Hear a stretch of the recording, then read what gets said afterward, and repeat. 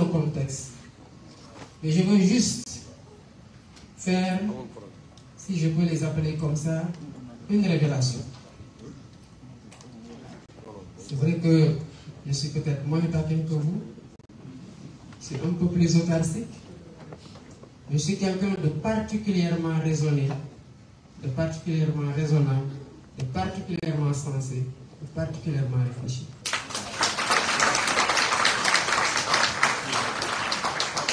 Après les événements de mars 2021, Monsieur le Président Sonko, vous pourrez en témoigner. Je vous suis venu vous voir quand le président Macky Sall était en train de dire ce qui s'est passé au Sénégal ne se reproduira plus. Et que les jeunes sur les réseaux sociaux lui disaient, si tu refais ce que tu as fait, on fera pire.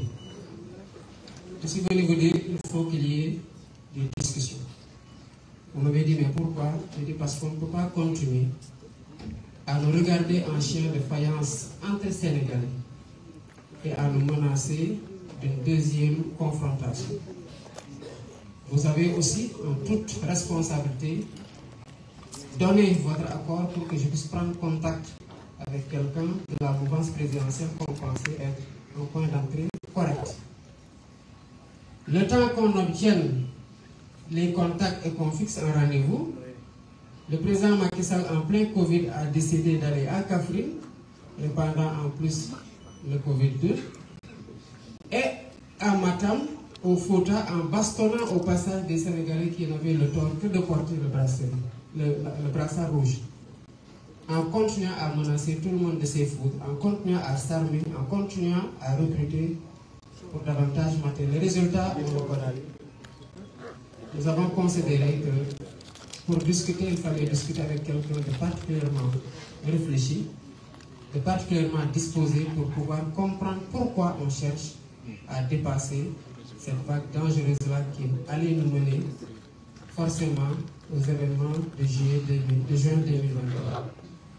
Malheureusement, on a interrompu les contacts parce qu'il n'y avait pas la réceptivité affichée de l'autre côté. En 2023, j'ai personnellement, parce que j'étais en prison, vous étiez sous blocus.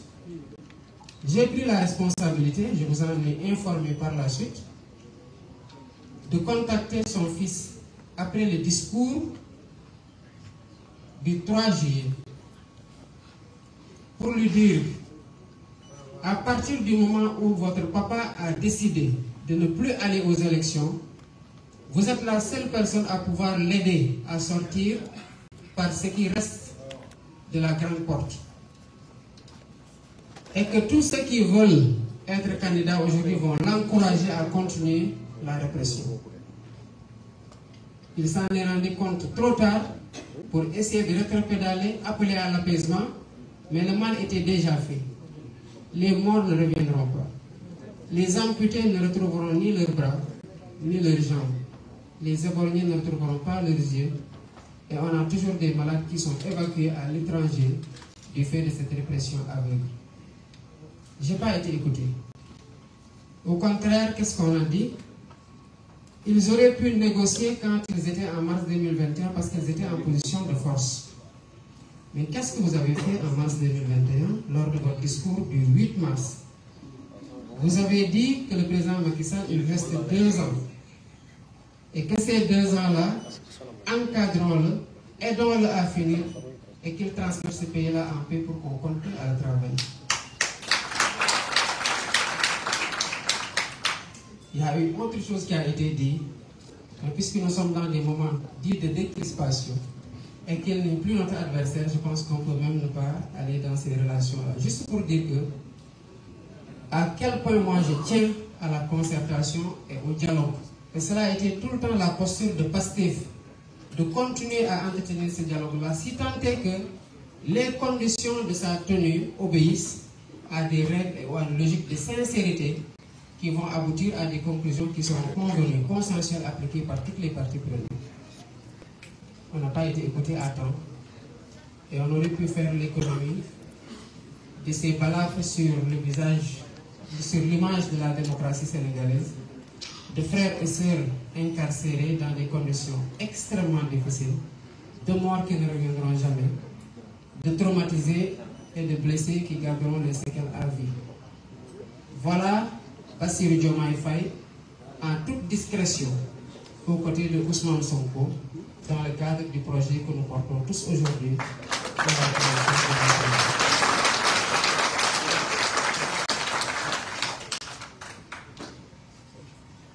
Et pourtant, j'ai fait ça après avoir refusé de prendre le bracelet en prison parce qu'on me l'a proposé. Après 2 mois d'incarcération, ils sont venus me dire, ok, on peut te libérer, mais à condition que tu prennes le bracelet. Je dis que je ne prendrai pas le bracelet. Pourquoi? Parce que je ne peux pas prendre le bracelet. Je n'ai rien fait. Quand vous aurez fini avec votre ingénieur électoral, mais remettez-moi là où vous m'aviez trouvé, à savoir mon bureau à 22h, à des heures d'arrestation illégale. Mais tout ça a été entretenu par des gens à qui ne profitait pas notre candidature. Après ça en était pris au président Ousmane Sonko, ils s'en sont pris à moi. Même dans les chefs d'accusation de jonction de la procédure me concernant, il y a eu le vol de portable, alors que j'étais en prison.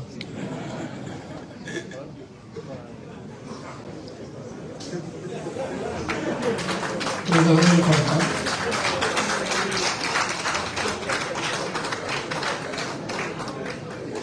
Pour dire à quel point il y a eu de l'acharnement pour que la candidature de Bassirou Diomaye Faye ne passe pas.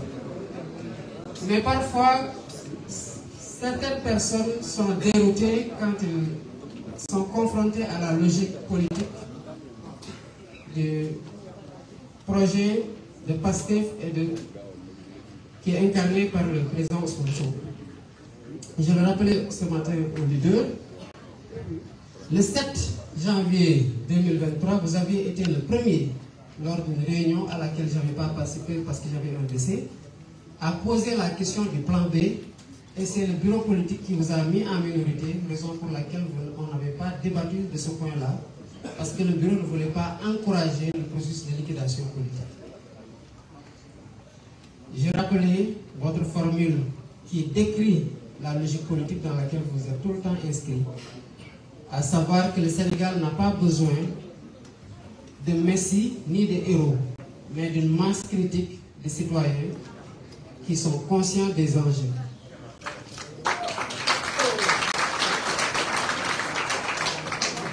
Puisque vous êtes un Diola et qu'il y a toujours quelque chose qui reste, j'ai complété en disant que ces citoyens-là doivent avoir le courage d'agir pour faire changer les choses.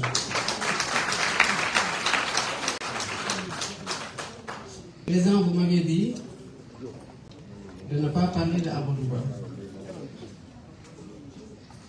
Mais comme généralement je suis têtu et qu'on n'est jamais d'accord, même si nous sommes toujours ensemble, je voudrais juste vous compléter.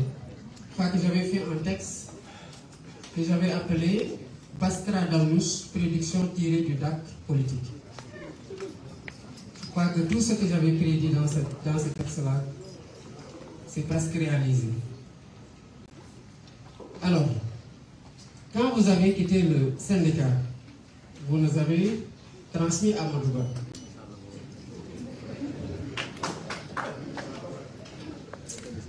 Et de la même façon que vous aviez été cette vigie-là pour réduire à sa plus simple expression la catastrophe qu'il était en train de faire au niveau des impôts et plus tard au niveau du ministère de l'économie et des finances, nous avons continué sur cette perspective, dans cette perspective-là. Et en 2016, vous pourrez toujours vérifier ça, le syndicat autonome des agents des impôts et domaines dans lequel j'étais avec Biram Souley Diop, les Wale Djoubodjan et Eliman Pouy et consorts, a organisé une conférence de presse pour dire basta, ça suffit. Parce qu'à chaque fois que les agents allaient en contrôle fiscal et qu'ils faisaient des redressements à coût de milliards, illégalement Amadou Ba décidé d'une simple lettre en violation des dispositions de la loi qui dit qu'aucune autorité ne peut, sous peine d'en être personnellement responsable, entraver le recouvrement des impôts et droits et taxes de toute nature. Il y a eu la première fois qu'il l'a fait, c'était dans un dossier de cimenterie. Vous aviez même, en tant qu'agent, menacé de porter plainte. Il y a eu un rétropédalage de sa part. En 2016, nous avons dénoncé ça. Nous sommes allés organiser une conférence de presse pour lister tous les dossiers sur lesquels Amadou Ba avait compromis les intérêts du trésor public et donc des Sénégalais au profit d'entreprises étrangères. Et nous savons tous que cela n'a pas été fait gratuitement. Quand j'ai appris qu'il était impliqué dans des soupçons de corruption et que celui qui l'a fait candidat y a cru, j'ai dit parce qu'il le connaît. Je sais que si c'était moi, Ousmane ne va poser aucun parce qu'il saura que ce n'est pas vrai.